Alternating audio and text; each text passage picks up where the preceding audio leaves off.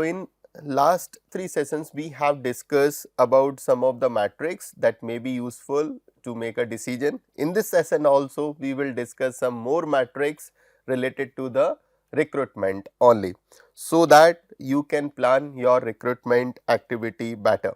So Gantt chart for the recruitment and selection activities.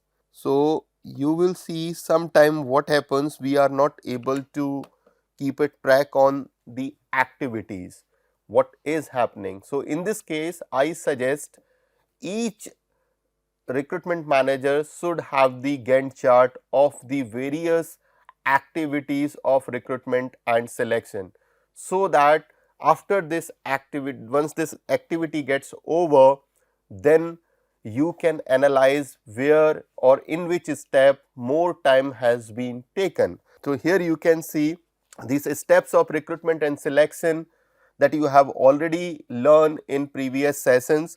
So but still I will repeat it. Anticipate the need, it means analyze how many people you are needed. So that matrix that we already discussed, as well as steps also discussed. So the moment you have anticipated the need, after that you need to specify the job, for which job you need to hire the people, and then you have to attract the potential candidate for these available positions, and finally you have to do the assessment through your selection strategy, and then you have to close the deal. So these are the 5 steps in recruitment and selection. Under these 5 steps you will be having multiple steps, right. So like anticipating the need, so sourcing of profile could be one of the activity under the anticipating the need, right. Telephonic screening of the profile, interest check for the interview may be one of the activity before the assessing the candidate. So these activities that you can see on this screen, these activities randomly I have picked up. I have not arranged systematically according to the steps of the recruitment and selection, because the activities vary from one organization to another organization. So that is why I recommend, according to your organization, you develop the list of all activities and then make a note of that when that activity was started and when that activity was closed, because this small chart will give you the idea in which step you have taken the more time. And once this activity is over, recruitment and selection is over, then you can analyze this chart to understand in which step you have taken the more time and what was the reason for that. So if you don't have this Gantt chart, then it may be difficult for you to recall each and every activity and how much time was taken. So in order to maintain the record, you can make a record of all activities and when it was started, when it was closed, because it will help you to analyze in which step more time was taken and how you can plan that particular step better in the future. Now next important decision that each recruitment manager has to make, from where we should receive the application. Source, recruitment source, basically I am talking about recruitment source. So internal recruitment should be done or external recruitment should be done, right, and from which source we should hire the maximum number of candidates. So here you can understand or you can develop the source mix. So how you can develop, here you can write the recruitment source name like walk-in, job portal, employee referral, website, newspaper, campus selection. So through which source, how many applications that you have received, right. Let us assume in a year 100 people have walked into your organization and given their resume.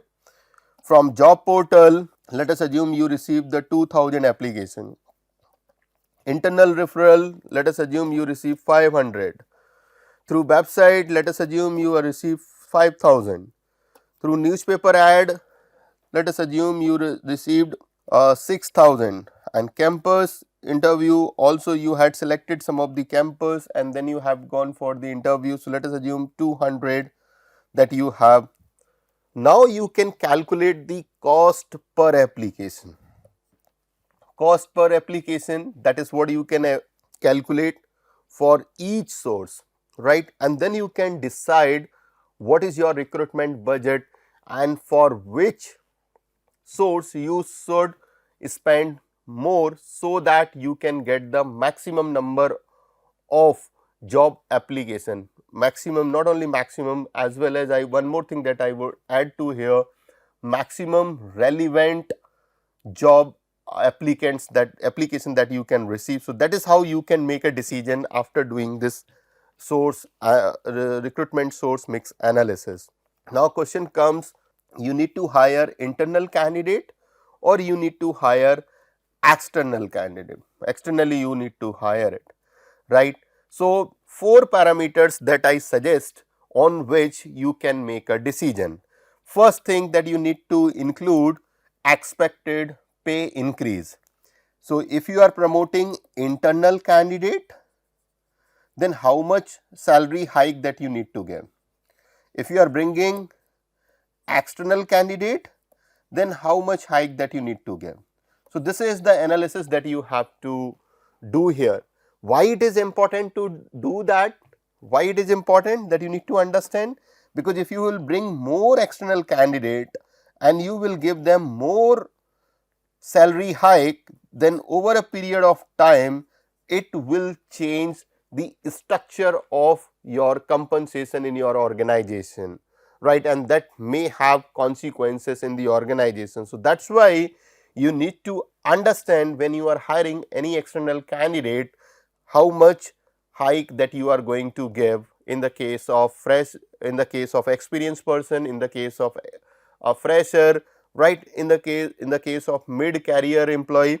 So, that is what you need to understand. So, this could be one of the reason, and expected pay increases, how it is going to impact the culture of the organization, how it is going to impact the compensation structure of the organization, that is what you need to discuss. So, that so simple that you can do, if internally for example you are increasing by 10, externally you are increasing by 20, right. So, this could be, but that is how you can think and then you can decide. Second one is cultural fit. So, that internal, in the case of internal employee, whether that employee is going to be more culturally fit or external employee is going to be more culturally fit. So, that cultural fit that you need to check. In addition to this culture, you need to check this person job fit also, whether that person is who will be able to deliver the job. So, here simple that you can do this CAS analysis, right. Knowledge, attitude, skills and habit, right. That is what analysis that you can do as per the requirement of the job skills, right, whatever skills that are required for a particular job. So, this is the analysis that you can do and then you can match it. And fourth important thing that you can do, you can analyze the time, how much time you have to fill that particular position. If you have to fill immediately, immediate urgent requirement is there, then you cannot wait for more time, you have to make a decision.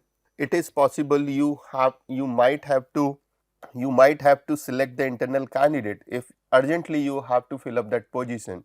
If you have a time, then you can think for the both option, internal and external, after doing this in depth analysis for the candidate, and then you can design the recruitment activity accordingly, right. So, before finalizing your decision whether you need to hire the internal candidate or external candidate, I would suggest you to consider these 4 points to do the analysis, right, and collect some data related to this and make some presentation and analyze it and make a decision. Next important matrix is recruitment signal, right, recruitment signal. So, in recruitment you might have learned this signaling theory, right. You need to give a signal to attract these potential candidate. So, you might have seen this job advertisement of various companies. So, whichever company gives the job advertisement, they highlight some of the things into it. Some people say we are the best paymaster, we pay the best salary as compared to our competitors. Some of them promise we will give you culture. Some of will say we will give you opportunity to grow. Some of you will connect with the sentiment of the community. Some of them will say we will give you the best leadership, location, career progression. So these are the signals that company give. Now question comes, which signal is making the highest impact on the potential candidate? So when they are applying for the job, right, so you may give the signal and ask which signal is attracting them most, right. So which one is attracting, or combination of the a signal that you can may ask them to take, and then you can calculate here how many people are saying because of the salary they are joining, how many are saying because of the culture that they are joining, how many are saying because of location they are joining, how many are saying because of leadership they are joining, right. Because this analysis will help you to decide in next job advertisement or in which market. That application analysis, I hope you remember, applicant analysis, I hope you remember. So accordingly you can make your strategy on social media, which type of people are there, then which signal that you have to focus on, in newspaper ad which signal that you have to focus on, in any other platform which signal that you have to focus on, in during the interview which signal that you have to focus on. So here you need to understand the effectiveness of recruitment signal, which signal is attracting the most the potential candidate. That is what you can understand, and accordingly you can use these signals in various activities of the recruitment and selection, right from job advertisement to interview process. So that is how you can analyze the effectiveness of recruitment signal. So this is simple one table that you can make, whatever signal that you are giving and number of applications are coming because of that. Nowadays one more important thing that everyone is talks about, diversity matrix. Diversity. So what is the diversity in your organization? So simply that you can first see the number in term of the gender. So male candidate and female candidate, that is what you can see. In term of religion, so various religion that you can write here. In term of city, from which city, or country, that is what you can say, country. In term of education, so right from UG, PG, PhD, right. So what is the surface diversity? So these all things I put it under the surface diversity, right, because these diversities are clearly visible. But it is also important to understand the deep diversity of your employees, how they vary in terms of their belief system, value system, attitude and motivation. So what you can do in order to check that, you may ask their opinion about job, about family, about industry, about their life, what they think about their work culture, about the organization. So you can check their attitude, belief system and values and motivation. That will tell you how people differ from one person to another person in the organization. So by preparing this matrix, you can say how much diversity is there in your organization, like how much diversity is there, that is the diversity analysis that you can do it. So the moment you do the diversity analysis, then you need to understand the impact of this diversity in the organization in order to manage the diversity. So you need to understand, because diversity may give you the positive things, as well as if it is not managed properly, then some negative things also may happen inside the organization. So that's why you need to check this diversity regularly in your organization, right. So how you can check the impact of diversity? Number of reported conflict, right? In an organization, if diversity is high, people are fighting with each other, then you see how many complaints that organization has received because of the diversity, right? So, that diversity, the number of conflict or number of fight, number of, so this reported incidents I am talking about. So, how in writing or the, people have, employees have reported to the HR department, right? So, that is what you can see. Second thing that you can see, the informal groups, how many informal groups are there, right? Because of the diversity, right? That is what you can see. You can check the happiness index, how this diversity is impacting the happiness index, right?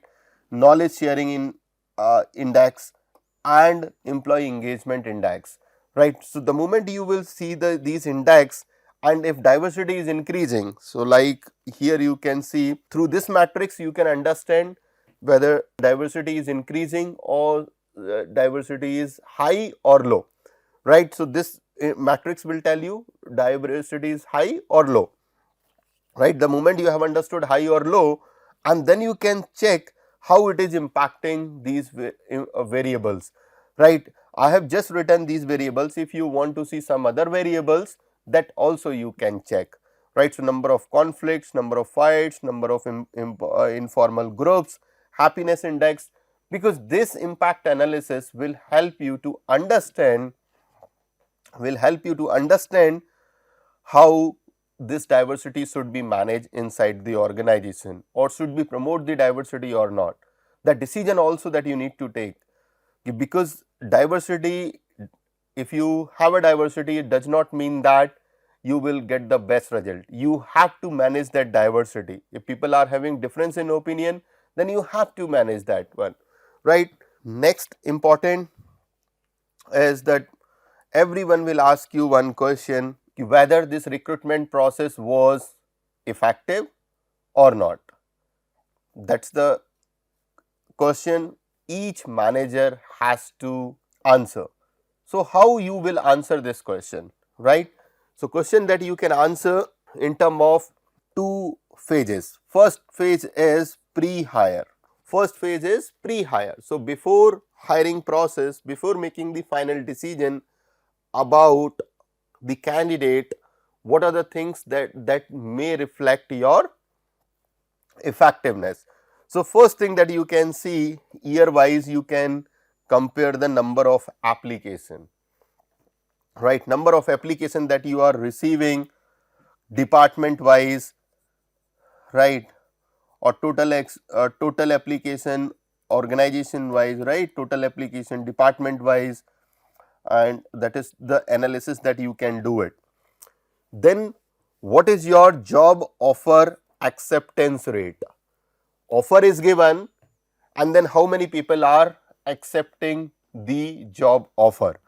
So, second rate that you can calculate, let us assume in this case job acceptance rate, let us calculate, let us assume 500 job offer were given and only 200 people have joined. So, multiply by 100. So, this will be the job acceptance rate. This is the example only, this is not the case of any organization. For example, I have taken 500 people shortlist finally selected, right, and job offer, right, and 200 people receive the job offer and they are ready, they have accepted the job offer. So, the job offer that you can do application to job offer ratio, right. So, you can do like 500 people have joined, the 500 people you have given the job offer, let us assume 1000 applications were received for the. So, this is the ratio that you can calculate it, right. And interview calls, how many people have, although I have not written here, but you can add here one more parameter, that is the interview calls. So, what is the ratio of the interview calls?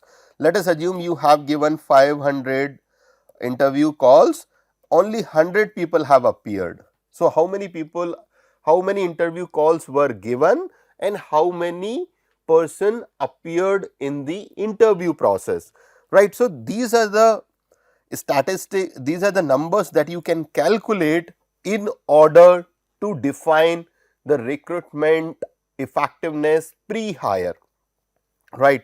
One more important rate that I will ask you to calculate, renege rate. It means rejecting offer after receiving the job offer.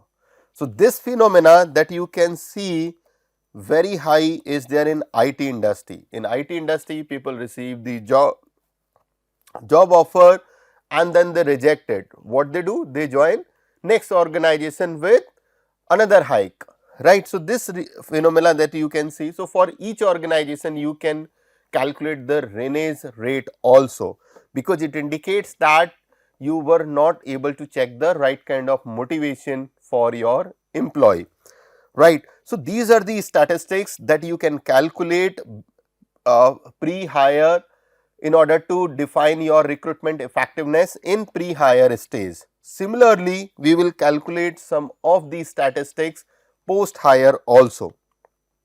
So, in the case of post-hire, first statistics that we will calculate, that is the early attrition. So, now within 1 year, how many people are leaving? Within 1 year, how many people are leaving? Right. So, that is the early attrition. So, this early attrition that you can divide in again within 3 months, within 6 months or within 1 year, right. So, divide and then you can analyze how many people left within the 3 months, within 6 months and within 1 month, right. So, this is the indication of poor. If people are leaving early, they just join and left within a 1 month, 2 month, 3 months, 6 months, it is an indication of poor recruitment and selection activity. If people are working for more than 1 year, 2 year, 3 year, 4 year, it indicates that you have selected the right candidate and they are ready to work. And one more thing that you can do, you can compare this early attrition with the industry attrition rate. Industry attrition rate that you can compare, and then you can decide whether your recruitment activity was effective or not. Second thing that you can see, plan fulfillment ratio, right. So, that if you remember in second session of this recruitment analytics, we discussed this plan fulfillment. So, whatever planning that you had done and how much you have achieved, like for example, what is the cost per hire, how many applications that you are needed, how much time you will take to fill up these vacant positions, right. So, this is the plan that you had made, right. Now, you check, now recruitment and selection activity is over, now you check what is the percentage of this plan fulfillment ratio, yani how to what extent that we have fill up, right. Let us assume for this time that we had decided in 6 months we will close these many positions. 6 months we will close 100 positions, but we are able to close only 80, right. So, that is how we can calculate what is the percentage of our plan that we have achieved. The next one is that quality of hire, that in detail we will discuss in the selection matrix, in detail we will discuss. Cost per joiner, how many employees are joining, so how much amount that you have invested and divided by join. Time to hire, how much time that you have taken to select a candidate. Job offer to candidate joining ratio, how many job offers that you have given and how many candidate have joined it. So, these are the ratios or that you can calculate in order to understand your recruitment and selection activity after hiring the candidate. So, pre-hire and post-hire. So, both. So, right after the recruitment and selection activity, you can define your recruitment and selection effectiveness based on pre-hire. Right after, in a meeting boardroom, you can discuss these statistics, and before the next recruitment and selection activity, you can discuss the post-hire recruitment statistics. So, this will help you to design the better recruitment activity for the next year. Now, candidate experience during the selection and recruitment process. This experience check is good to design your employer brand. So, in previous session we discussed about this employer brand. So, it is important to understand this candidate experience. So, various activities, just randomly I have written these activities. So, you can identify and write the activities according to your organization, and then you can ask your potential candidate or the candidate to give a marks out of 100. The candidate who have appeared in a recruitment and selection activity, you can ask them to give a marks out of 100 for all activities that has taken place in your organization. For example, update about the application, right. So, whenever the candidate is asking about the update, whether they are getting the relevant information or not. So, how that person perceive that, how many marks should be given. Let us assume he gives you only 20 marks. It means you need to change this process, how you are updating your application. So, that is how you can identify the activities, and I already said these activities are just for example. So, according to your organization you can write the name of all those activities, and after the interview you can take a feedback from your candidate, right. And this early attrition that I already said, that you can count, how you can count the number of people within 1 month, within 6 months and within 1 year. So, how many people are leaving it, you can fill up, and then you can compare with the industry average, right, and then you can check how your early attrition is different from your competitors. So, in this session you have learned some more matrix related to the recruitment, right.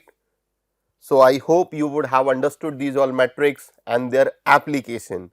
I am not focusing much on the application of these metrics, because if I will focus much on those application, then I will not be able to cover these many metrics. So, you are working in an industry, so I hope you can understand the importance of these all metrics, right. So, thank you.